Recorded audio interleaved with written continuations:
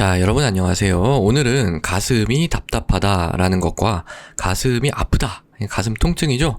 요거 둘 간의 어떤 차이점이라고 해야 될까? 그런 거에 대해서 말씀드리도록 하겠습니다. 이것도 사실 어떤 분이 댓글을 이제 달아주신 그런 내용에 대한 답인데요. 그러니까 제가 이제 제 소개 영상을 올린 적이 있는데요. 거기 이제 이렇게 답글을 달아주셨어요. 그때 이제, 제가 이제 답글을 잘 사실 못 달거든요. 뭐, 여러 가지 이유가 있습니다만은, 바빠서 그런 것도 있고, 또 이제 제가 답글을 달기 어려운 그런 개인적인 아주 의학, 그런 상담, 이런 거는 제가 잘 달지 않고 있는 부분도 있고요. 또 뭐 제가 잘 모르는 것도 있고, 그런데 또 하나의 제가 댓글을 안 다는 카테고리가 이게 뭐 글로 몇 마디 적는다고 해서 뭔가 해결이 안 날 것 같은 그런 부분은 이게 글로 달기가 좀 그래요. 그래서 제가 요거를 옛날에 본 것 같긴 한데, 보고 이거 어떻게 설명드리지 하다가, 못 따라드렸던 것 같은데, 이번 기회에 한번 설명을 드려볼게요. 근데 이게 사실 지금, 이렇게 말씀드려도 이게 잘 와닿으실지 약간 걱정이 됩니다만, 일단 제가 할 수 있는 한도 내에서 이제 설명을 드려보면요. 자, 일단, 영어로 일단 한번 써보면요. 가슴이 답답하다라는 거는 체스트 타이트니스라고 합니다. 타이트니스. 그러니까 뭔가 이거는 답답한 어떤 느낌인 거예요. 느낌인 거고, 통증은 체스트 페인입니다. 그러니까 이거는 통증이에요. 느낌보다 훨씬 더 강한 개념이죠. 그러니까 이렇게 딱 보면은 이 느낌이라는 건 좀 주관적입니다. 주관적. 그러니까 본인이 어떻게 생각하느냐에 따라서 어떤 사람은 이게 답답하다고 느낄 수도 있고, 어떤 사람은 하나도 답답하지 않다고 느낄 수도 있는 거예요. 되게 주관적인 용어입니다. 반면 이제 아프다라는 거는 이것도 물론 약간 주관적이긴 하지만 그래도 이 타이트니스, 답답하다는 것보다는 객관적입니다. 상대적으로요. 객관적인 그런 측면이 있습니다. 그래서 이게 이제 어떤 차이가 있냐면은요. 되게 중요한 거예요. 되게 어떤 차이가 있냐면은, 이게 육하 원칙을 따져볼 수 있느냐, 이걸 좀 생각을 하셔야 돼요. 육하 원칙.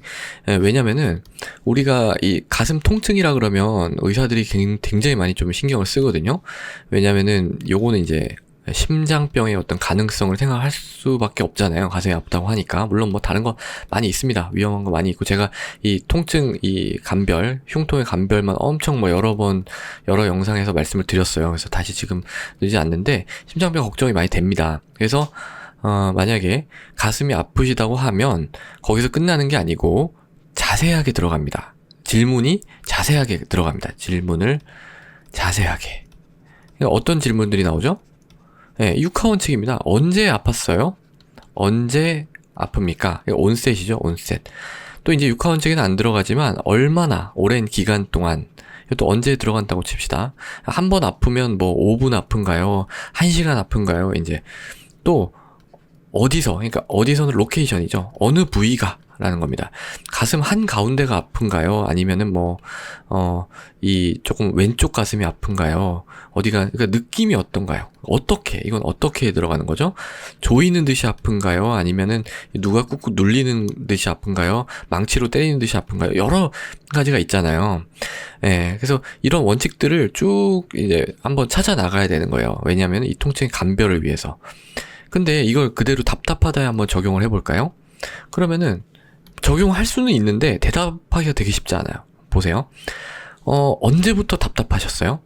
얼마나 오랫동안 답답하셨죠? 한 5분 답답하셨나요? 아니면 1시간 답답하셨나요? 이렇게 물어보면 좀 이상한 사람이라고 생각할 거예요. 뭐 답답한데 뭐 시간이 좀 약간 그렇잖아요.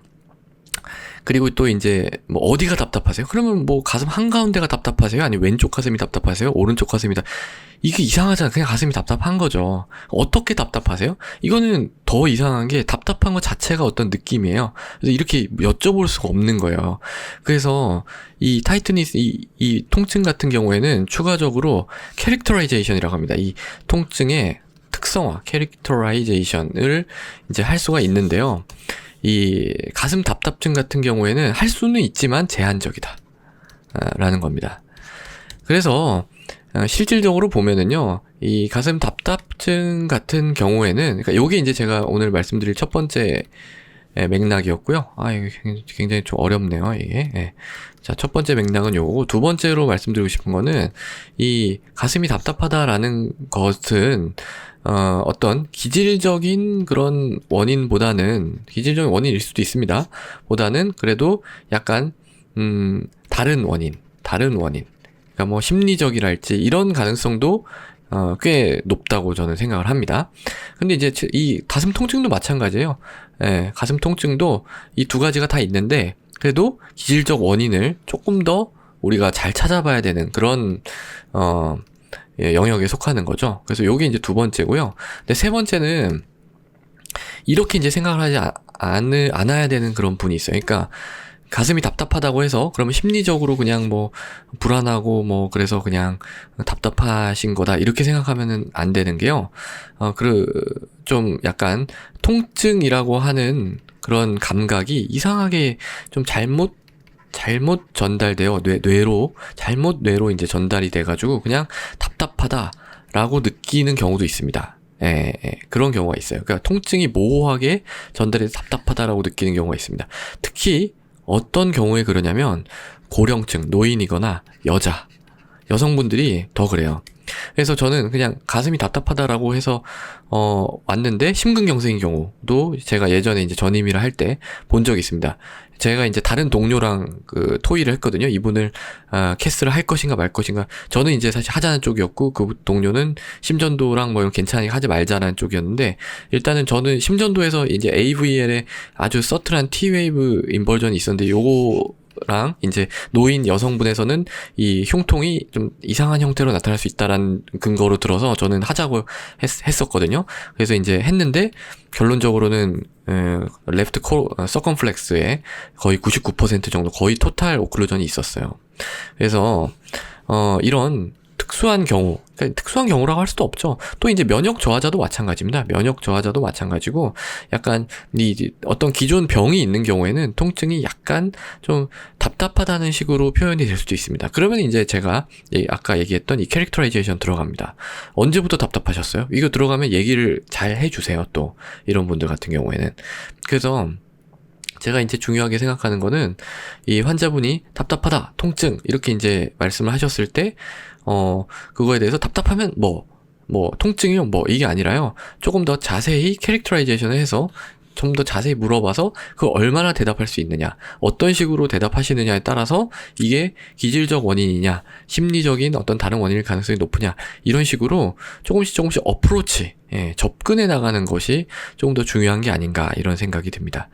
약간 너무 좀 의학적인 내용이었나요? 그래도 어쨌든 이런 거를 이제 글로 하려니까 뭐 어떻게 써야 될지 모르겠어요. 제가 뭐 글빨이 막 완전히 막 휘날리는 것도 아니고 막 그래서 제가 그래서 요거에 대해서 답을 그때 못 드린 점에 대해서 죄송하다는 말씀을 드리고요. 다른 좋은 질문들 많은데 제가 또 답을 좀 많이 못 드립니다. 그래도 시간 날 때마다 조금씩 답을 드릴 수 있도록 노력을 하도록 하겠습니다. 자, 오늘도 경청해 주셔서 감사합니다.